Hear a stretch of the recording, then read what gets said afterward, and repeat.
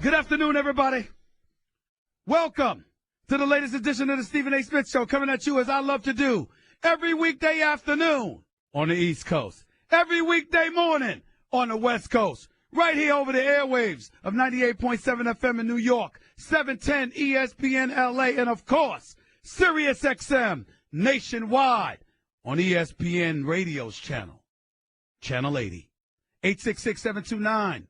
ESPN is the number to call up. That's 866-729-3776. Lots of stuff to get into today. Cowboys are making news.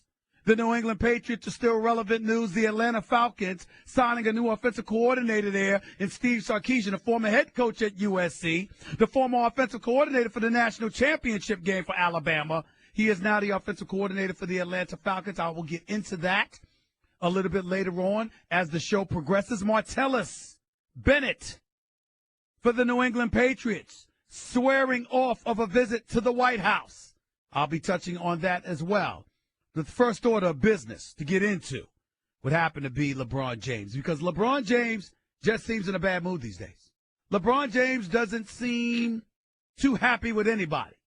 Just a week removed from creating national headlines because he called out Charles Barkley, delving into the personal stratosphere of things. He comes out yesterday based off of a report by the New York Daily News saying not only that he wants Carmelo Anthony, but he's been pushing the Cleveland Cavaliers to push out Kevin Love in the process.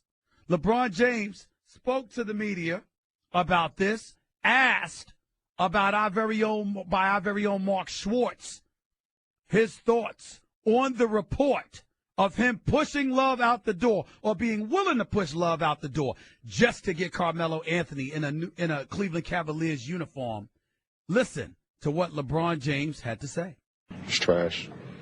And the guy who wrote it is trash, too, for writing that, especially during a game like that. So, it's always about outside noise, and that's just outside noise. For us, we got to focus on what needs to be done in order for us to continue to compete for a championship, and we got who we got. Our GM will do a great job of, figuring out if we need something else, but right now we're in a good place. The report is trash, and the reporter is trash for writing that story, particularly at that time. What LeBron James was alluding to was the story being the back page of the New York Daily News. This being at a time when the Cleveland Cavaliers were playing the New York Knicks. Not last night, but essentially the night before. So here's my deal. LeBron James is not wrong. From everything that I've been told, he is not pushing Kevin Love out the door in an effort to get Carmelo Anthony. He does want Carmelo Anthony. He does want Carmelo Anthony as a teammate. He does think that Carmelo Anthony would significantly help the Cleveland Cavaliers. And for LeBron James to say otherwise would be a flat-out lie. But is he pushing Kevin Love out the door, who dropped 39-12 on the Washington Wizards in an overtime victory last night in the nation's capital? No, I would not go that far. LeBron James likes Kevin Love. And by the way, any of you who know Kevin Love, it's a lot to like about him. The brother can play. He can shoot. He can score. He can play. Don't think for 1 second that Kevin Love cannot play. He most certainly can. But do I think he's a better offensive player than Carmelo Anthony? No, I do not. And I listen to my colleagues like Tim Legler and others talk about he's a better fit for Cleveland than Carmelo Anthony. Let me say this to y'all, ladies and gentlemen. Kevin Love is a better fit until June. But once June arrives, and you got to go up against the Splash Brothers with Draymond Green and Kevin Durant, he ain't a better fit then. Because at that particular juncture, you need a dude that can put the ball on the floor and create his own shot that way. And I'm not so sure that that's Kevin Love. Is Kevin Love a better teammate than Carmelo Anthony for the vast majority of the season? Depends on the team. With Cleveland, I would say they're better off with him than without him until June. But once June rolls around, and you got to go up against those Rough Riders. And in Rough Rider, I mean Draymond Green. But what I was alluding to was their offensive firepower. That is the Golden State Warriors. Having set shooters ain't going to cut it. Golden State is number one in steals, number one in block shots, number one in disruptive shots. There's a reason for that because they could go small, have Draymond Green in the game with a Kevin Durant, with an Andre Iguodala, with a Klay Thompson and a Steph Curry. And ladies and gentlemen, guess what? You can't score from the perimeter on them because they can lock you down because of their length. That's what you have to worry about. That is what is not good for Cleveland. That is why you need somebody like a Melo who can score off the dribble, who can create his own shot, who doesn't need set plays in order to get off. And by the way, let me also say this and put this out on Front Street. All of these folks who swear up and down that Carmelo Anthony ain't the way to go, you're looking at his individual talent, knowing that he's a better all-around offensive player than Kevin Love, but you're still looking at him holding the ball a little bit too long and being that kind of guy and saying Kevin Love would be better. Here's what you're not thinking about. You're not thinking about who they'll be playing with. I'm not asking you to think about Carmelo Anthony, the talent, up against Kevin Love, the talent. I'm asking you to think about Carmelo with LeBron. Kevin Love is a very good shooter, but he's a spot-up shooter. He can't dance off the dribble and pull up. That's not his game. And that's how you have to look at it before you make a decision, dissecting the talent of a Carmelo Anthony and a Kevin Love and asking which way did you go. And if you're Carmelo Anthony, let me say this to you. I love me some Carmelo Anthony. I've known this brother for more than a decade. I got a lot of love for him. I cannot absolve him from the travesty that took place last night at Madison Square Garden with the Lakers, the woeful Lakers, coming into Madison Square Garden and trouncing the New York Knicks the way that they did. I'm a believer in Luke Walton. I don't believe the problem with the Lakers are Luke Walton. But let's be clear, the Lakers are not very good. Jim Buss should be fired. Magic Johnson needs to get somebody else up in there quick, fast, and in a hurry. That needs to be co-signed by Jeannie Buss, and that is that. The Lakers stink, and just because you're not worse than the Knicks doesn't make you any less stink. That is just the truth. We're going to stop playing this nonsense here. This is the Stephen A. Smith Show. I'm back on ESPN Radio, damn it.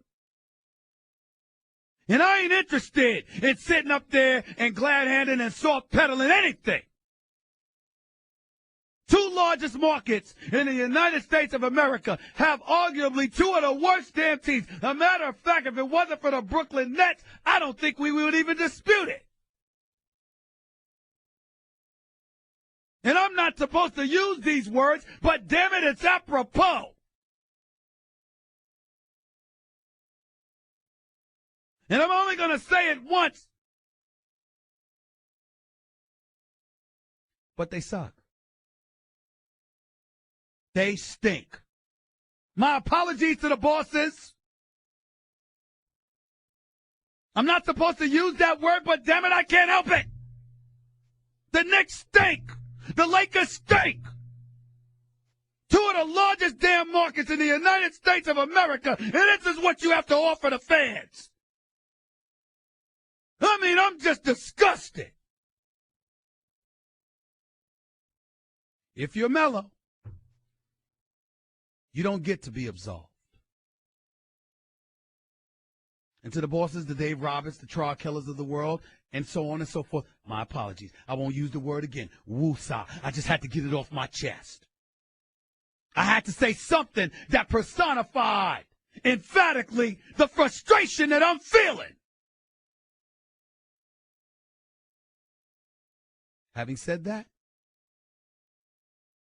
I don't blame LeBron for wanting Melo one bit, and I know he does. But he is right when he says he's not pushing Kevin Love out the door. That much is true. 866-729-ESPN. That's 866-729-3776. I got a lot more to say before I get to the phone calls. A matter of fact, to my producers, don't call no guests today. I don't want them. This is my show today.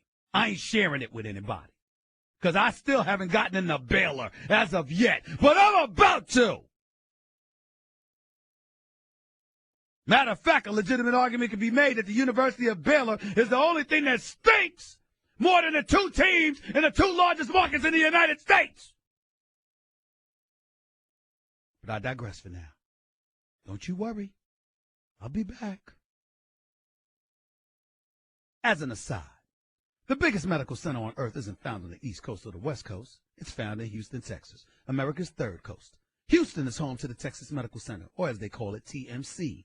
It's the largest medical city on the planet. Each year, the TMC's 21 hospitals serve over 8 million patients. Its 3 medical schools and 6 nursery schools educate tomorrow's medical leaders. More doctors, nurses, and scientists work at the TMC than any other site in the world. With over 100,000 employees, it's the 8th largest business district in America. Every 3 minutes, a surgery begins at the TMC. Every 20 minutes, a baby is born. The Texas Medical Center leads the world in clinical research. TMC doctors and scientists are at the forefront of life-saving medical advances, developing new treatments, drugs, and devices to improve the health of humanity. So find out more about the innovations happening at the Texas Medical Center. Find out at tmc.edu. Your phone calls are coming, don't you worry, but not before I touch on Baylor University. I'll explain what I'm talking about in just a minute. You're listening to Stephen A. on ESPN Radio. I'm Andy Katz from ESPN, along with my co-host Rick Klein of ABC News. On the latest edition of Capital Gains, we're going to discuss President Trump's controversial executive order. We'll discuss it with Iowa's Peter Jock and SI.com's Michael McCann. You're listening to the Stephen A. Smith Show podcast. I really, really do try to keep my cool. I mean, it's like, you know, you just heard the latest news that a Baylor strength and conditioning coach was arrested on a prostitution charge.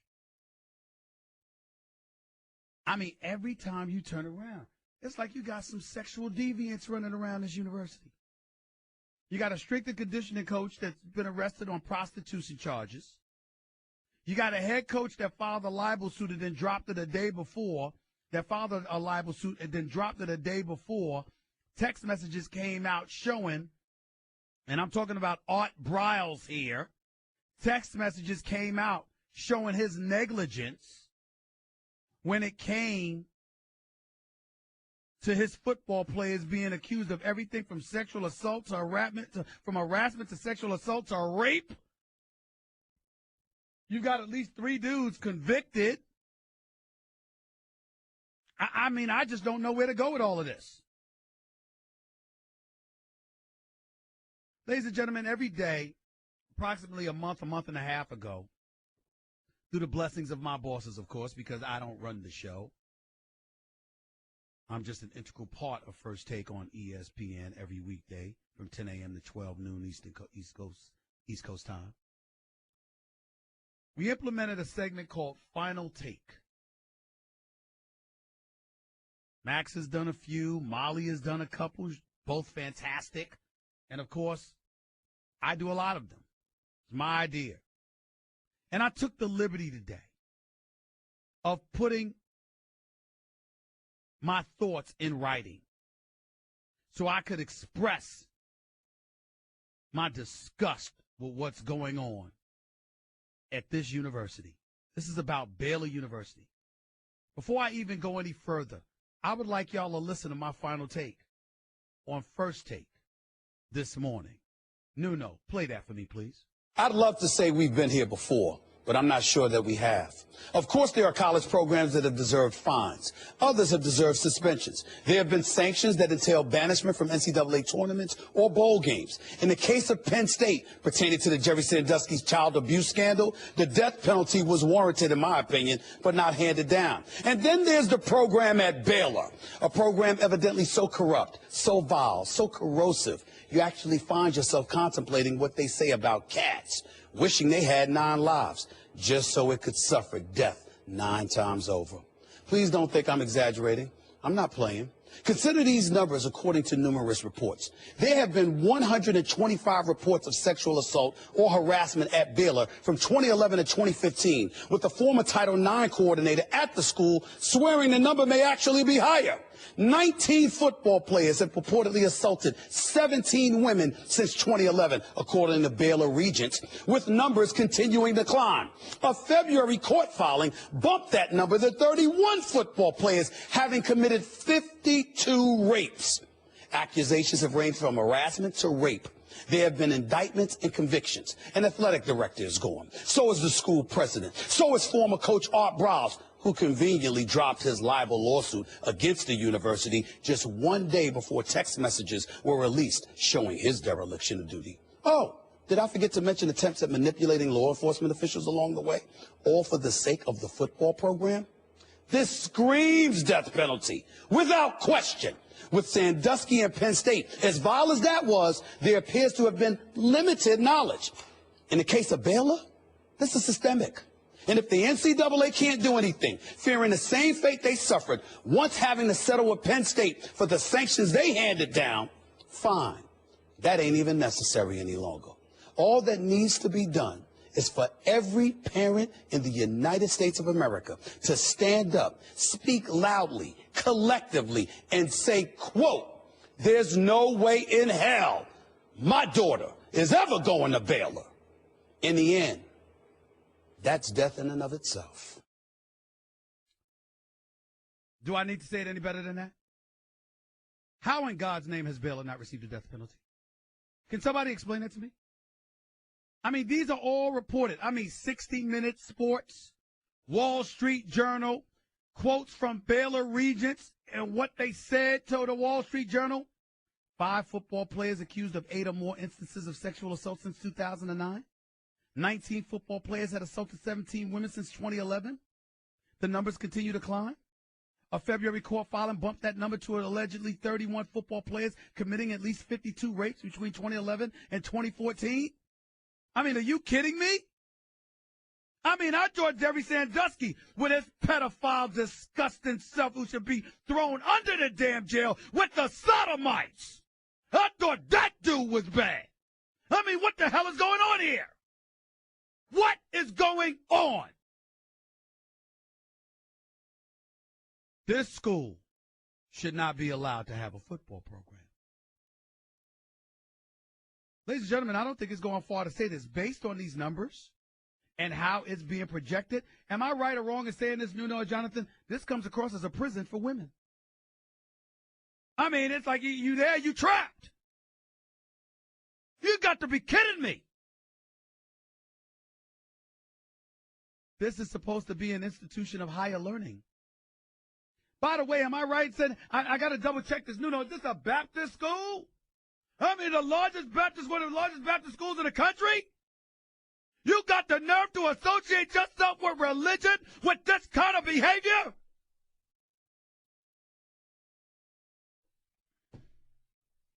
(866-729-ESPN). That's 866-729-3776. Nuno, let's go to break before I cuss somebody out. I'm scared. Guess what? You're in the middle of the Stephen A. Smith Show podcast. Damn it, I mean it! I don't understand how you can have an institution of higher learning that's associated with so many cases of sexual assault or rape or things of that nature, and nobody can do anything. I guess Penn State can't do anything because they handed down that postseason ban along with everything else to Penn State and ultimately had to settle once they were sued, and so they're going to be reluctant to step in again and involve themselves in this particular situation with Baylor. But parents nationwide, I know this much. My daughters wouldn't be going to that school. That would not happen. I promise you that. 866-729-ESPN. That's 866-729-3776. Let's go to the phones. Let's go to Nick in New Jersey. You're live with Stephen A. on ESPN Radio. What's up, Nick? Hey, Stephen A., longtime fan, first-time caller. Thank you so much. What's up? So before I get to my comment about the Knicks, kind of piggyback off the Baylor thing, a friend of mine, he actually got a job opportunity from the football department, and he declined it because he saw what the writing on the wall was. I mean, it's absolutely disgusting. Smart man. Who would sense would want to be associated with that kind of nonsense? Who would want? I know that I wouldn't want to be in it, and I'm glad that he made a smart choice. It's just unfortunate, to be honest. But kind of to go on to the Knicks, I'm watching that game last night, if you can even call it a game. And I was flipping through the channels, and I found the show. It was called the Jeff Hornacek Experience. And me and my father, we started laughing, and we were like, what's the Jeff Hornacek Experience? Not dealing with Carmelo and everything. So I wanted to call you today and be like, so what do you think that the Jeff Hornacek Experience is? Because apparently it's a TV show I had no idea about. So No. The Hornacek Experience is when you got players that are damn near ready to revolt, because that's what happened in Phoenix. That's what that experience is. Yeah, and we were hoping to hear kind of something like that. You know, we love listening to the show, and we wanted to ask you. But, no, we appreciate everything that you do for us, Stephen A. Keep up the good work. Thank you so much. I appreciate it. Thank you. Artie in New Jersey, you're live with Stephen A. on ESPN. Stephen A., long-time caller. How are you? Thank you, sir. I was great. I was at the Knicks game last night, and I don't think I was ever as embarrassed as last night. The Lakers look like Showtime. However, when I was leaving the game, I was sitting near Clyde Frazier, who called the game, and I walked over to him and I said, Clyde, what do you see about this? And he says to me, in all the years he's watching games, he doesn't understand why this is happening. He himself can't figure it out. I don't understand that. I can figure it out. I can figure it out for you. Phil Jackson. Here's what you need to know. Let me explain something to you, okay, Artie? Sure. Phil Jackson is an 11-time champion. How in God's name can you become an executive and not have one championship component on your roster? Do you know who the championship component on his roster is? No. His assistant coach, Kurt Rambis. Yeah. That's it. Your head coach, no title. None of your players have a title. Not one. You have no one to look at the players and say, you want to win a title? This is what you have to do. You have no one but him. Think about that. What does that say about him? Nothing. There you go. Nothing at all. There you go. Thank you, sir. Thank you. Let's go to Carlton in Massachusetts. You're live at Stephen A. on ESPN Radio. What's up, buddy? How you doing? I'm doing okay. How are you? I'm great. Thank you for calling. What's up? Listen, the reason I like you, okay, and have followed you for the last several years on both your radio show and your television show is you report the truth. You and I may disagree on opinion from time to time. Correct. But you report the truth and then go from there. And that's necessary not only in sports, but politics, everything. I agree. Today, on your First Take show, you allowed Max Kellerman to spout Patriots propaganda over and over again, completely false. Okay, it impacts two discussions that have been going on the last. What did he say, Carlton? That was okay. false. Well, first off, the discussions it impacts is whether Tom Brady is greater than LeBron James or anybody else, and whether Tom Brady is more important to the Patriots' success than Bill Belichick or vice versa. So those are the two discussions it impacts. Wait a minute. But those are perspectives. You and I may disagree. No, I know. But they're perspectives. I know. Well, go ahead. The nonsense Max is spouting is that in Bill Belichick and Tom Brady's tenure at the Patriots, which both of them started in the year 2000, their tenures overlap perfectly with the New England Patriots, that without Tom Brady playing, the New England Patriots are 13-7. That's completely false. The New England Patriots, without Tom Brady playing, are 18-19 in Bill Belichick's tenure and Tom Brady's tenure. Max Kellerman conveniently leaves out 2000 when Bill Belichick, with the highest paid quarterback in the league, by the way, at the time, Drew Bledsoe. And Drew Bledsoe. They were 5-11 that year. The next year, in his first two games that Bledsoe started, before he got hurt and Brady started, they were 0-2. So they were 5-13. Well, with Bill Belichick heading up the team with the highest paid quarterback in the league. Okay. Let me stop you. Here's why I'm stopping you, Carlton. Couple of things. Number one, maybe Max was talking about since Tom Brady took over the helm, and he left it at that, not including the Drew Bledsoe era before Brady arrived. You can't leave out the bad stuff when you're on. Time out. Why do you choose today, on the day that the New England Patriots are in Boston, Massachusetts, near where you reside, celebrating their 5th Super Bowl title? Why are you picking now to make that call, Carlton? By the way, I haven't even thought about the celebration because it's not important to me. I'm not going to it. Exactly. I'm picking it today because today on your show, he multiple times, and he was arguing that Tom Brady is, I'm actually arguing pro-Tom Brady in this discussion, by the way, okay? I'm arguing that Tom Brady elevates his team far more than Max was giving him credit. Max was saying that without Tom Brady playing, the Patriots have a winning percentage of 65%. Carlton, I don't have time to get into you too much with all of this stuff, but answer the question for yourself. Who's more valuable? I mean, who's more dominant? Is it Tom Brady or is it LeBron James? I care less about that than Tom Brady versus Bill Belichick. But wait a minute. You brought up First Take. And on First Take, the question was Tom Brady or LeBron. It wasn't Tom Brady or Bill Belichick today. It was Tom Brady or LeBron. So answer the question. In that discussion, I think they're neck and neck. I think they both elevate their team. But what Max was arguing was Tom Brady doesn't elevate his team. Well, we don't care. That's what Max was arguing. All right, he was arguing that the Patriots have almost as high a winning percentage without Tom Brady as they do. I got it.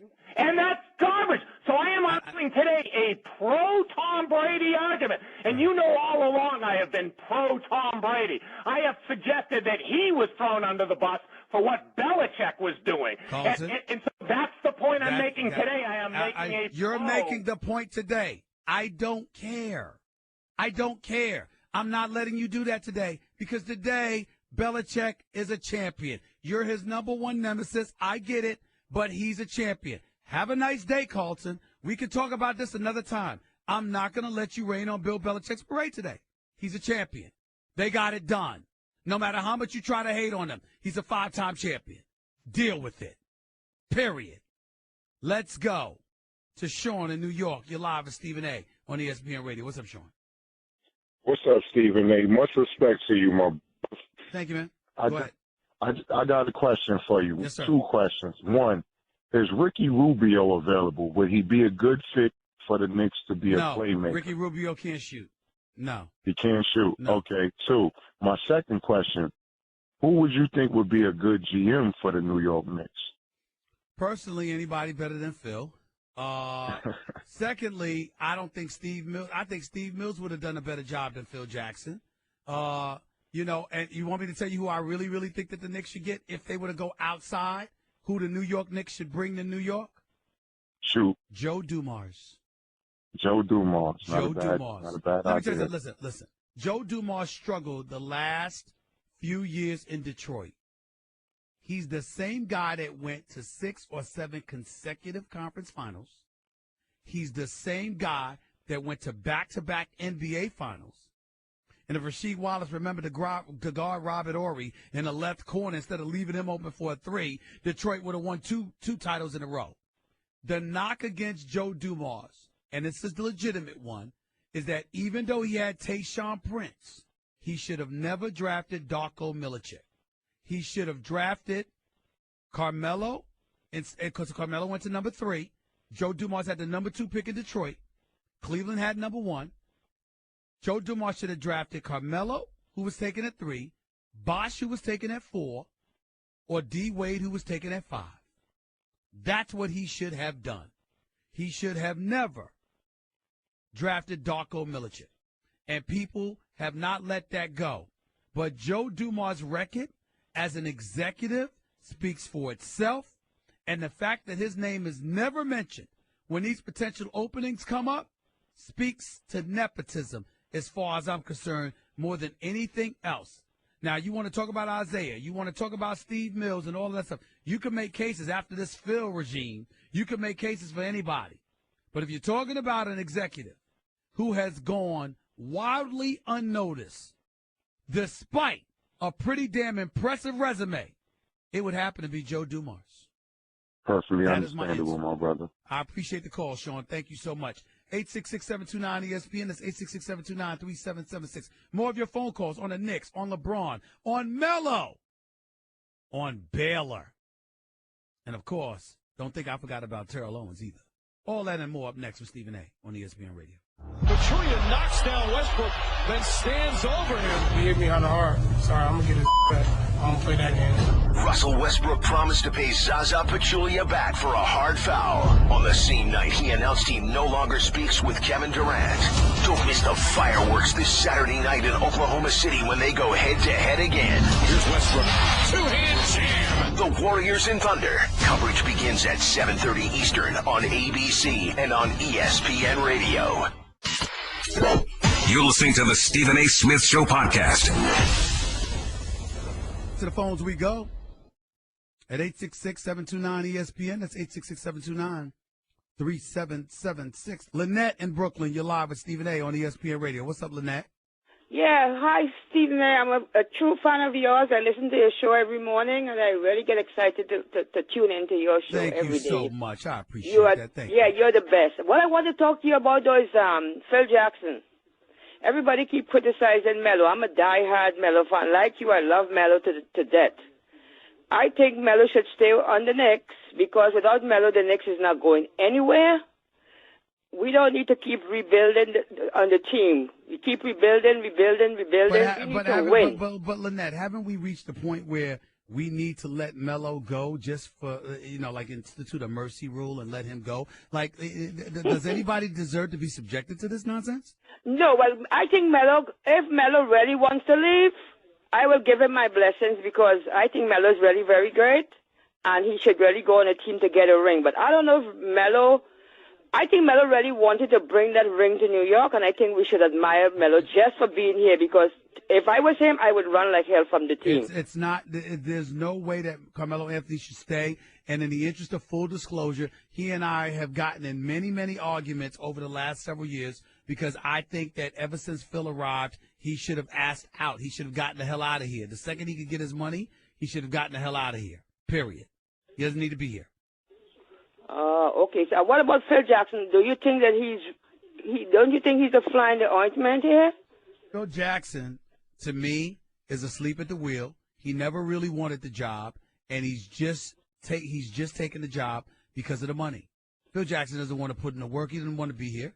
I firmly believe that. I think that's the problem. And he brought two losers here. And when I say here, I mean New York City. Yeah, right. New York, that's right. He bring in Joakim Noah, who's completely useless. Everybody's disgusted with Joakim Noah. He's not going anywhere. Well, the biggest thing about it is that you have no one with a championship pedigree on the squad, even though you're an 11-time champion. You understand the importance of this stuff, and you didn't add one single championship component to a squad, yet you're supposed to be pursuing something. It's like you're forfeiting seasons for crying out loud. It's incredibly distressing. Lynette, I don't know what else to say, but thank you so much for the call. I've got to run. I really appreciate it. Thank you. Cody in California, you're live with Stephen A. on ESPN Radio. What's up, Cody? The other day I was watching First Take the day after the Patriots won the Super Bowl, and you and Max Kellerman were pretty even keel on the fact that you thought Tom Brady is the greatest of all time. Do you believe that? I think Tom Brady has proven he's the greatest. I think Rodgers is the greatest talent, but at the same time, he hasn't accomplished what Tom Brady has accomplished, and I can't take that away from him. Tom Brady was absolutely sensational. That was a Joe Montana-esque drive to send it into overtime and then ultimately to win the game. I just can't deny him that level of praise. He deserves it. If you had to base it upon who is the greatest, just whatever you consider the greatest to be. I'm going to consider it Brady. I'm going to consider it Brady because Brady's a leader. Brady's a winner. Brady's committed. Brady hasn't regressed. All of those different things. There's been no hiccups in the greatness of Tom Brady. Aaron Rodgers, I consider as a talent to be the greatest talent that I've ever seen. But we've seen great talent that hasn't materialized in the great results throughout sports history. Brady has the results. I'm giving the edge to Brady. Okay, so since we have seen that before, wouldn't you say that Aaron Rodgers it would be fair to say he is greater than Tom Brady for the fact that this has happened before plenty of times, in fact, where greatness has not translated into, multiple championships. I already explained my position. I already told you what I said. I said that Tom Brady has to be the greatest because he has the results to go along with his greatness, and Brady does not. But we can talk about this another day. I appreciate the call. Andre in Georgia, you're live with Stephen A. Real quick, Andre, go ahead. Hey, I got a quick question for you, Stephen A. Who do you pick between Brady and Montana as the GOAT? Brady now, after that drive. That was the finishing touch. I was waiting for something like that before I gave him that nod over Montana. He has it now. But, well, why not Montana since he's the one that has the flawless Super Bowl record? Well, I look at it from that perspective as well, but I think about longevity. Like, for example, Brady won his first Super Bowl 16 years ago. 16 years later, he's doing this. That counts, and that matters to me as well. Okay, so why don't they hold Brady to the same standard as LeBron regarding having a flawed record or whatever, but still being the greatest of all time? Because football is a different sport. And when you look at football, there's so many components that go into the success of a team. Whereas with basketball, you can have 2 stars on your team and run folks out of the gym, and you can become a champion. I appreciate the call, Dre. We got to get on out of here, but that's what it is. The basketball requires less in terms of personnel in order for a team to achieve success than football does. There's so many different components that go to a team. You could be great and you could still lose. Dan Marino is a testament to that. If Dan Marino was playing basketball, he'd have at least 1 championship. Hour number 2 up next. It's Stephen A. on ESPN Radio. That's just a sample of what you'll hear on the Stephen A. Smith Show. Weekdays at 1 p.m. Eastern on Sirius XM Channel 80 and the ESPN app. Russell Westbrook promised to pay Zaza Pachulia back for a hard foul. Plus, he faces ex-teammate Kevin Durant once again. The Warriors and Thunder. Saturday at 7:30 Eastern on ABC and on ESPN Radio. Hey, basketball fans, I'm George Sedano on the latest NBA Lockdown podcast. Amino Hassan and I take care of some family business, discuss LeBron versus Frank Isola, and Eric Spoelstra should be running for president. This is the Stephen A. Smith Show podcast. I'm Stephen A. Stephen A. Smith Show coming at you, as I love to do, on ESPN Radio. Every weekday on 98.7 FM, 710 ESPN LA, and, of course, Sirius XM, ESPN Radio, Channel 80. Number to call up, as always, is 866-729-ESPN. That's 866-729-3776. Lots of stuff to get into, lots of phone calls to get to. A couple of more items that I want to touch on. Number one, I think that Terrell Owens being omitted from the Hall of Fame is an absolute travesty. I think media members who shred their objectivity and implement their biases into keeping somebody out of the Hall of Fame, like a Terrell Owens, I think they need to have their rights confiscated. Take it away from them. Terrell Owens, at 15,934 yards, retired as the second leading receiver in NFL history. 153 touchdowns, was either second or third in NFL history. This dude was clearly, from a numbers perspective, one of the top 3 receivers in the history of football. In the history of football. And you leave him out. That is a disgrace. Ladies and gentlemen, I've been a reporter for 24 years. Now, needless to say, I've got a soapbox. I've got this venue, this avenue, whether it be television or radio, to spew my venom and hostility if I so choose.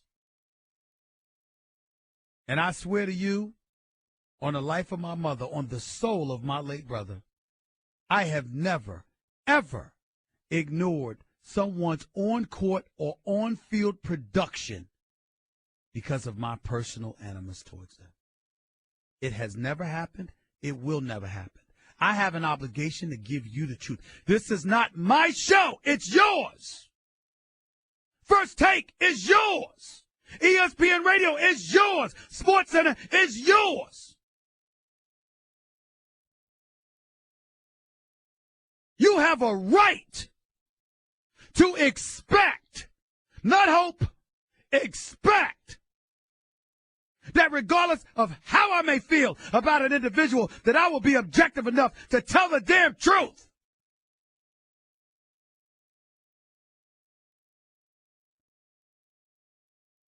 And for any reporter to say that they are being fair, keeping Terrell Owens out of the Hall of Fame,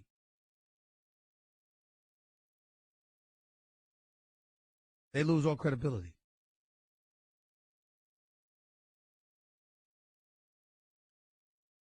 And here I am, just to let you know, that is a fact. I'm going to tell you what I think. I don't think the media alone should be allowed to vote on Hall of Famers, nor do I think players alone, because players have their biases too. I think there needs to be a system of checks and balances, something to ensure that fairness is exercised when making these judgments. T.O. got shafted. Plain and simple. Point number 2. Martellus Bennett,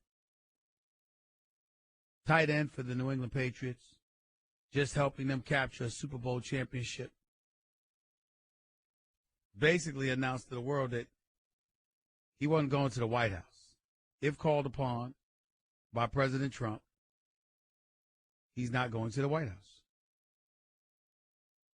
He doesn't want to go to the White House because,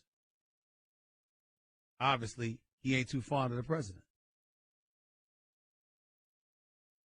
And so, Martellus Bennett and Devin McCourty.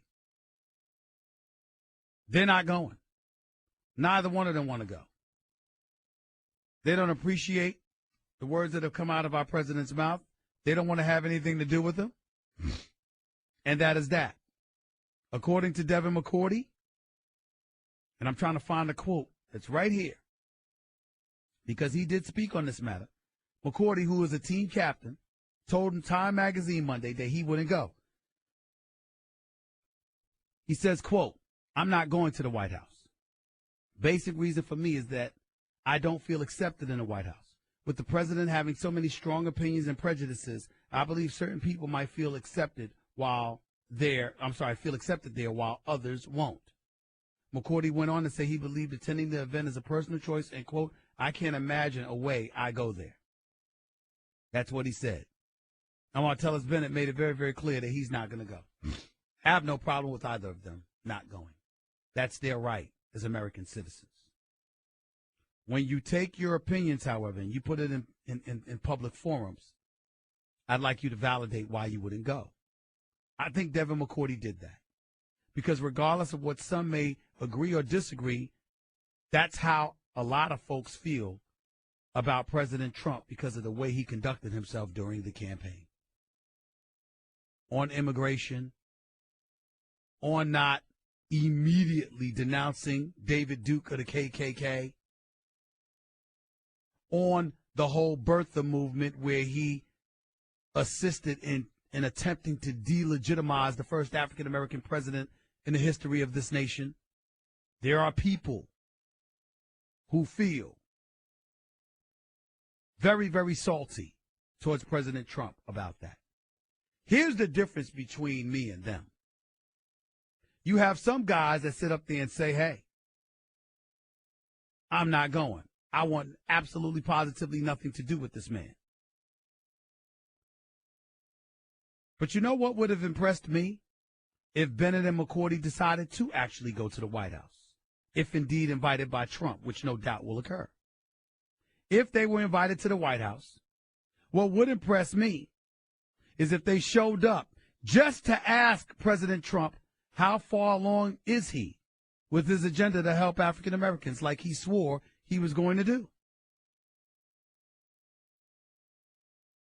Remind him that he said only he can fix it. Remember when he said that? Remember when he said to the African American community, what the hell else do you have to lose? To me, why not show up and ask him those questions? Steve Harvey when he decided to go to the White House, when he decided to go to the Trump Hotel, come out those golden elevators, you know what the real problem with that was? That Steve Harvey didn't inform his listeners. They didn't know until he got off the elevators. You communicate with them every morning. He should have told them. Yes, that is true. But don't tell me his heart wasn't in the right place. Steve Harvey does a lot of stuff within the community.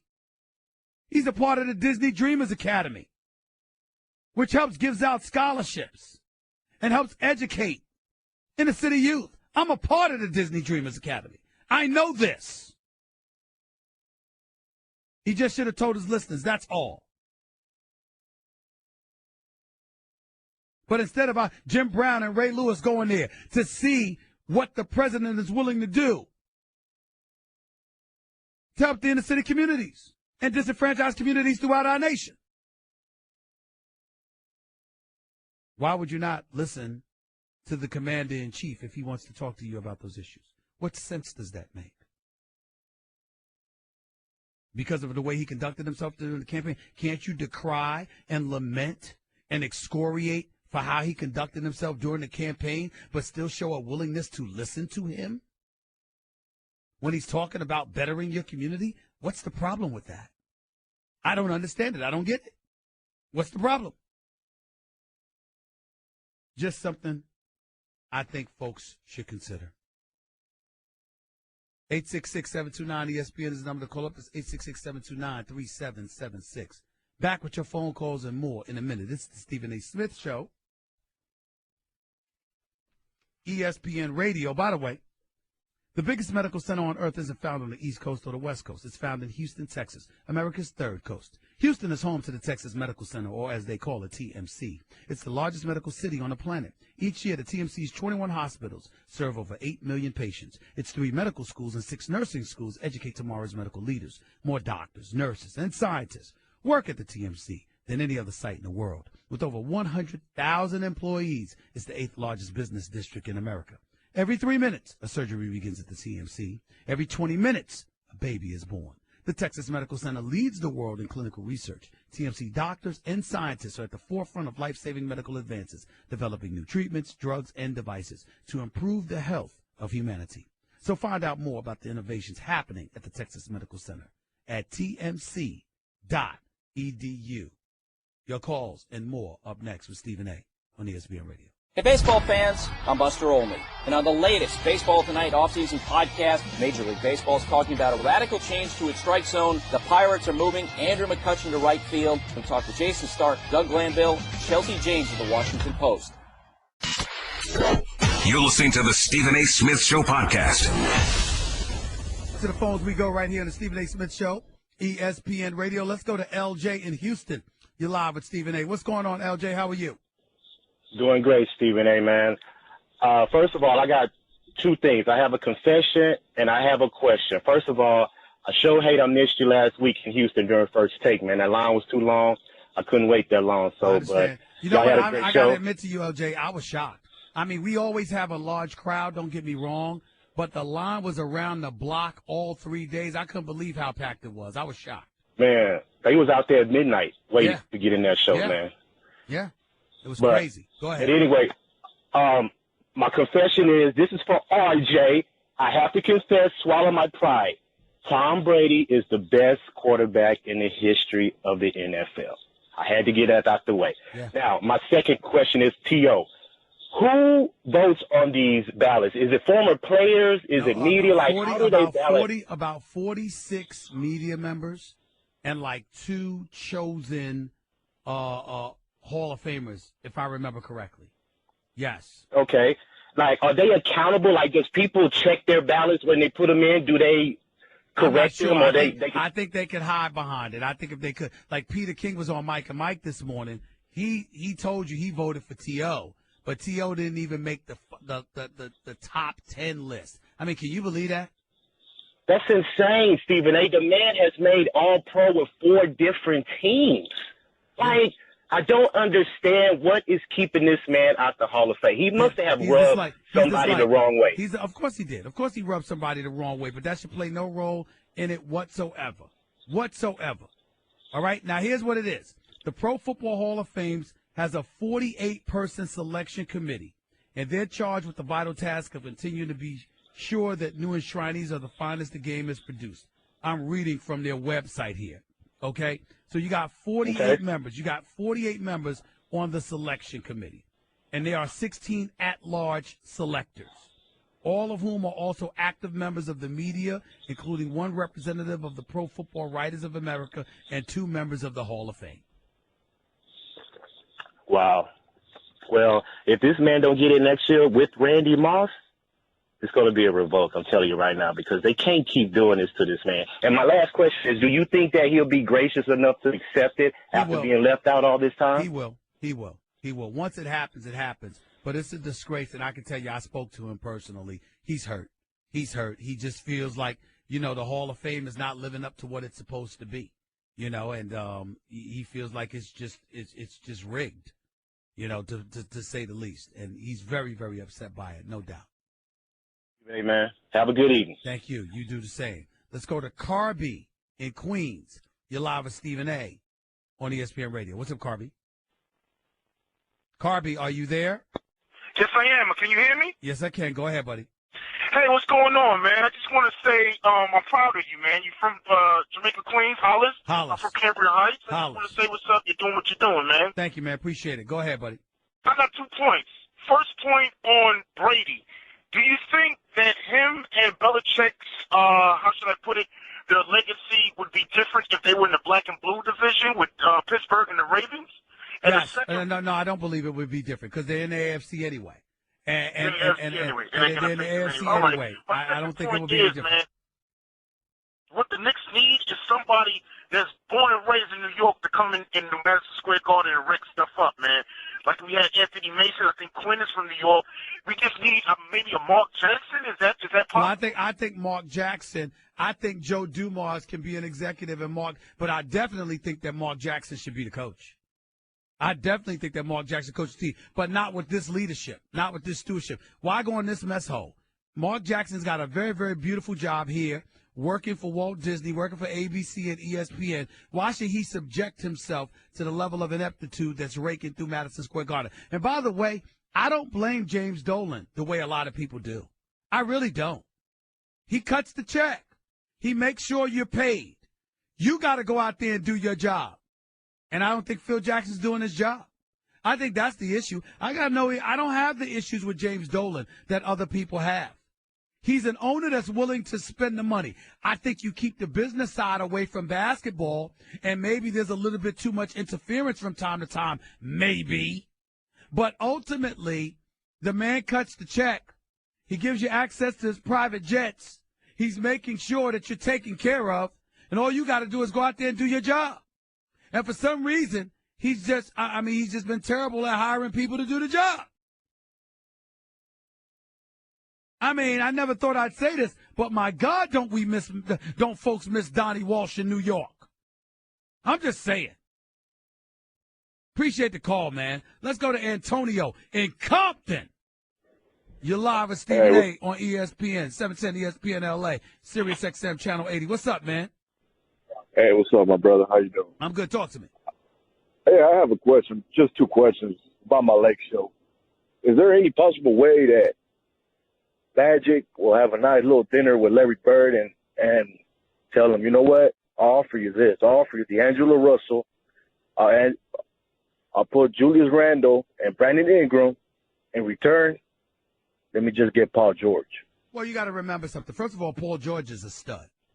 So you're not going to get him. You're not going to get him away from Indiana that easily. Secondly, and more importantly, Magic Johnson is an advisor.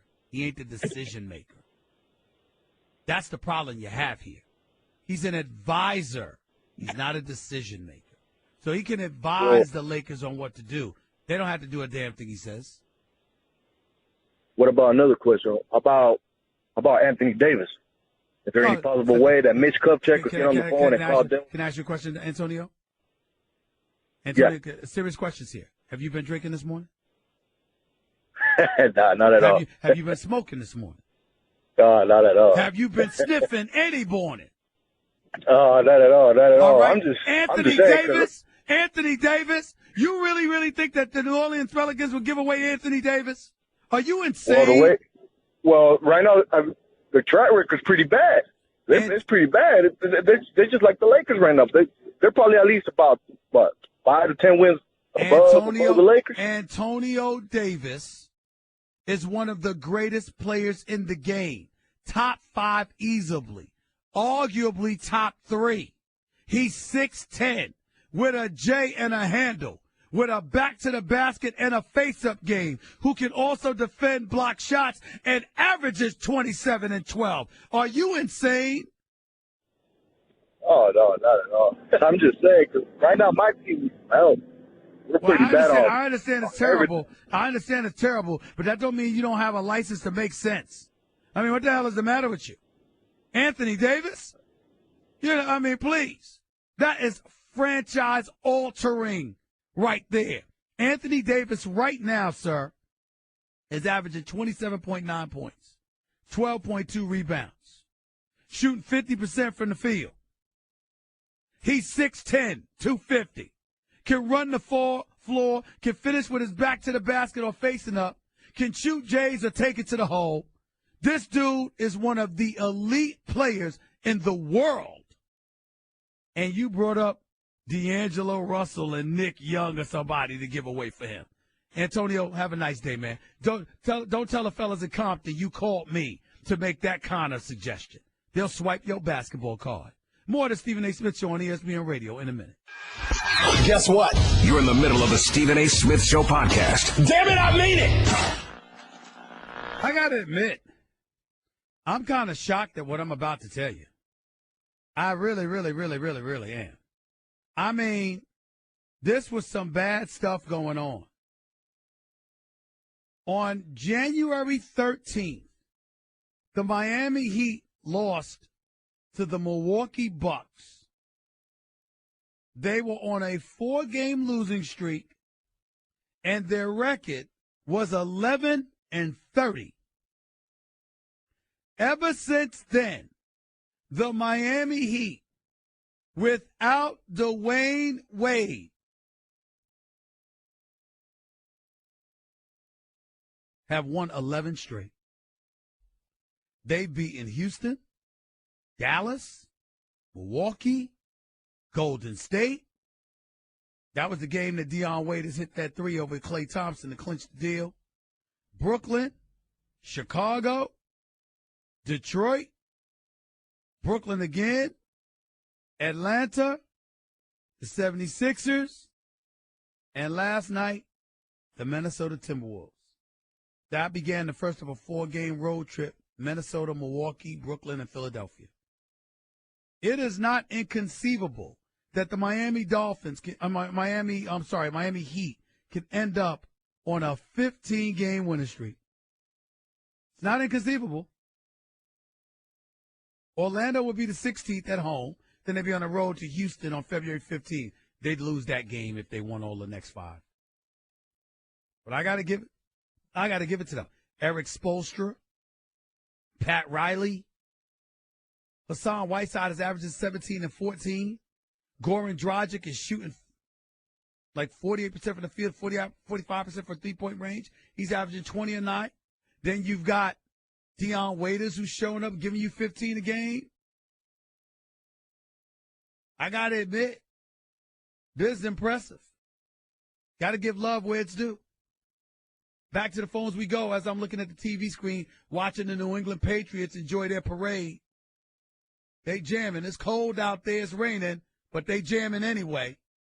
Martellus Bennett is on top of one of the buses jamming. Speaking of him, let's go to David in Michigan. You're live with Stephen A. on ESPN Radio. What's up, David? What's going on, Stephen A.? Talk to me. What's up? So my question is about Bennett's contract. He's a free agent. It's coming off season. Yes. And a little worried about his comment that, they overpay Super Bowl champions. Yes.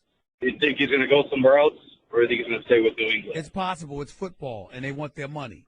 And he's a conscientious brother, no doubt. It all depends on the priorities. And it all depends on how much money is put out there.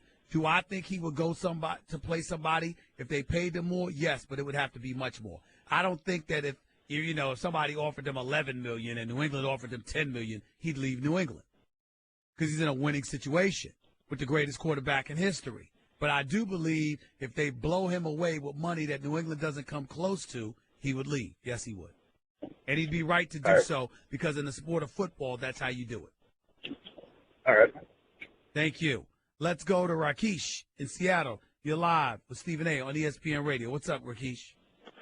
Buddy, I have to tell you one crazy thing, my friend. As I was watching the most unprecedented, craziest Super Bowl I've ever seen in my life, my friend. Yesterday, I couldn't call you, but today I have to tell you, my friend, it was absolutely remarkable, my friend. But I was wearing a custom-made shirt, 2018 Dallas Cowboys Super Bowl champions with my cowboy hat, cowboy boot. But when I got to sleep that night, my friend, I woke up sweating bullets. You know why? I saw, my friend, the Cowboys and New England Patriots. We were winning 28-3 halftime. I was dancing with my cowboy hat, cowboy boot, everything mellow, everything good.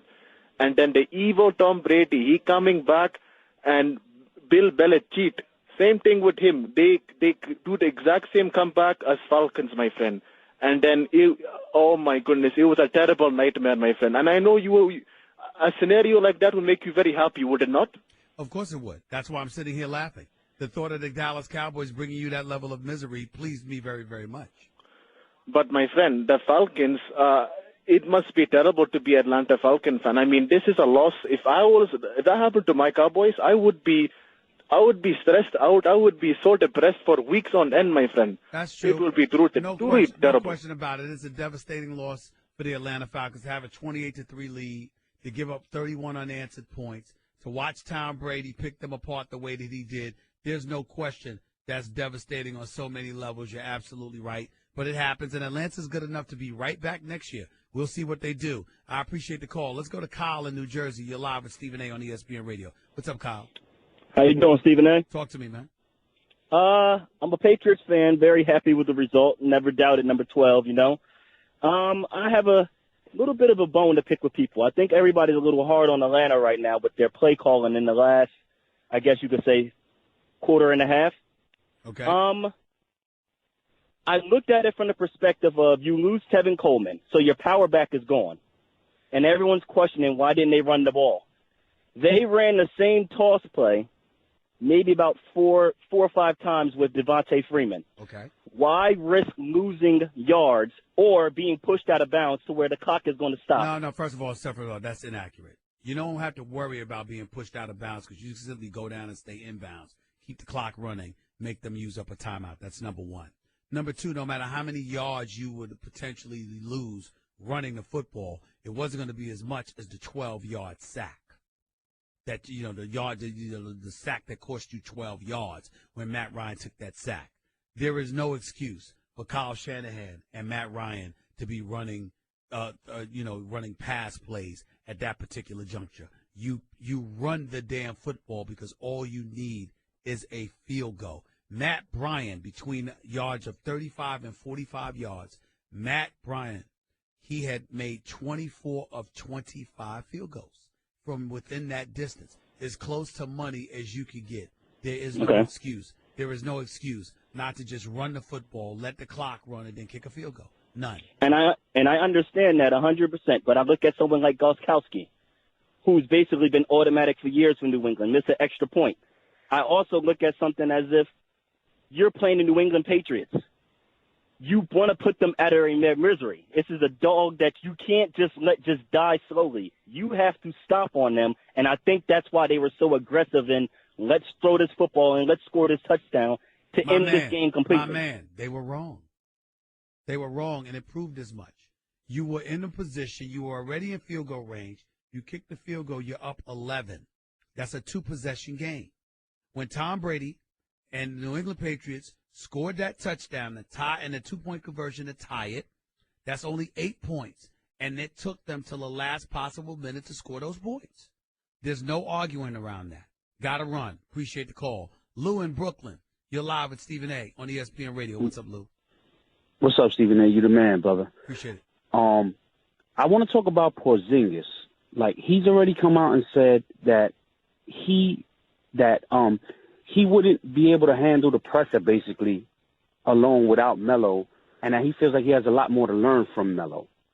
So the Knicks are going to get rid of Melo, whether it's now or later, and then Porzingis is going to be alone. Wouldn't you try to, like, package that young talent with somebody else and maybe reach out to, like, Sacramento? Because the reason why you would get contracts, expiring contracts and the like, is so you can acquire young talent like Porzingis. Porzingis is not going anywhere. He will stay a New York Knick as well. He should. He ain't going no damn place. Right. Nowhere. Right. I don't think he would be the man. He doesn't need to be the number one option. You got to get talent around him, no doubt. But in accumulating talent, you don't let go of it. True. Not the young talent you have. You keep that and you add Knicks, to it. Coming up, when I was coming up, the Knicks, they had, like, tough guys. And I know the game is different now. It's much different, bro. It's they just need, like, I don't see, they need a Draymond Green. Oh, stop it. Somebody. They need everything. They need everything. You lost me there. They need everything, Lou. Everything. They need new ball boys. They need new doctors. They need new masseuse. They need new massage therapy. They need new, they need everything. Everything.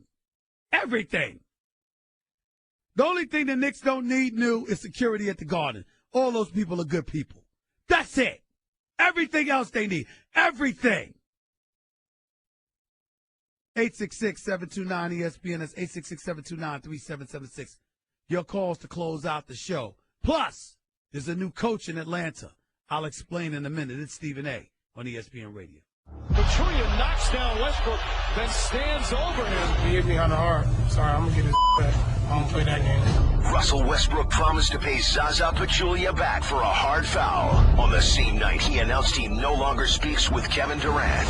Don't miss the fireworks this Saturday night in Oklahoma City when they go head-to-head again. Here's Westbrook.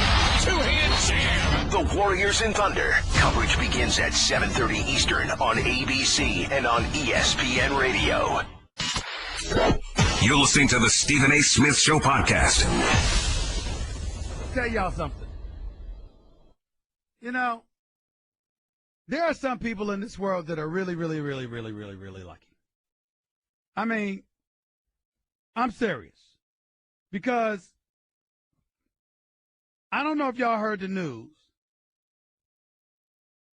but Steve Sarkisian, former coach, head coach for the USC Trojans,